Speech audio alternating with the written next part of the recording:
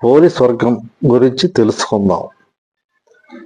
స్త్రీలు అత్యంత భక్తి శ్రద్ధలతో జరుపుకునే నోముల్లో పోలి స్వర్గం నోము ఒకటి. పురాతన కాలం నుంచి తన ఉనికిని కాపాడుకుంటూ వస్తున్న ఈ నోము ఈ తరం స్త్రీలను కూడా ఎంతగానో ప్రభావితం చేస్తుంది.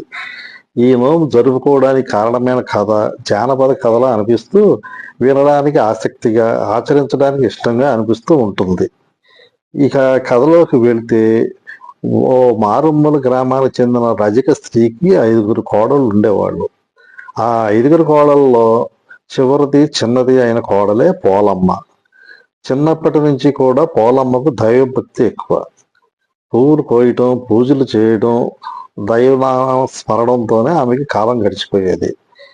పెళ్లి జరిగేంత వరకు దైవంతో ఆమె ఏర్పరచుకున్న అనుబంధానికి ఎలాంటి ఆటంకము కలగలేదు. కానీ పెళ్లి అయిన తర్వాత ఆమె ఆనందానికి గండి పడింది. పువ్వులు కోయడానికి, పూజలు చేయడానికి, అసలు గుడికి వెళ్ళడానికి కూడా వీలు లేకుండా అయిపోయింది. అందుకు కారణం ఆమె అత్త. సాధారణంగా ఇంటి కోడలికి దైవభక్తి ఎక్కువగా ఉంటే ఎవరైనా మెచ్చుకుంటారు. కానీ పోలి విషయంలో అది తారుమారైంది. పోలి అత్తకు తాను మహాభక్తురాలననే గర్వం కూడా ఎక్కువ. కొంతమంది అమ్మలక్కలు కూడా ఆమె వెనక చేరి భజన చేయడం వలన ఆమెలో మరింత అహంకారం పెరిగింది. పోలి కారణంగా తన పేరు కాస్త పోతుందని భావించి ఆమెను మాత్రం ఇంటి పట్టును ఉంచి మిగతా కోడలను తీసుకొని గుడికి వెళ్ళి వచ్చేది. ఈ నేపథ్యంలో కార్తీక అమావాస్య రోజున పోలికి ఇంటి పనులు పురమాయించి ఆమెకు పూజా సామాగ్రి అందుబాటులో లేకుండా చేసి మిగతా కోడలతో అత్త నది స్నానానికి వెళ్ళింది.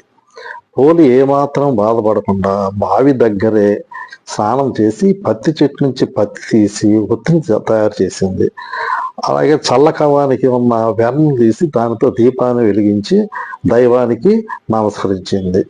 పోలి భక్తికి మెచ్చిన దైవం ఆమె కోసం పుష్ప విమానం పంపింది. ఊరు జనం చూస్తుండగానే పోలి ఆ విమానం ఎక్కింది.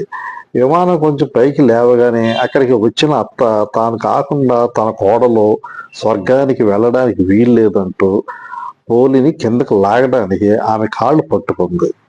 ఆ వెంటనే మిగతా కోడళ్ళు ఒకరి తర్వాత ఒకరి కాళ్ళు ఒకరు పట్టుకొని విమానం నుంచి కిందకి వేలాడసాగారు. అది చూసిన దేవతలు పోలితో వారికి పోలిక లేదంటూ విమానం నుంచి కిందకి పడవేశారు. పోలి మాత్రం బొందితో స్వర్గానికి వెళ్ళిపోయింది. అప్పటి నుంచి ప్రతి ఏడాది అశ్వయుజ అమావాస్య మొదలు కార్తీక అమావాస్య వరకు ప్రతినిత్యం బ్రహ్మీ ముహూర్తంలో నిద్ర లేచి నదీ స్నానం చేసి దీపం వెలిగించి పోలి కథ చెప్పుకొని అక్షంతలు తలపై వేసుకోవడం ఆనవాయితీగా వస్తుంది.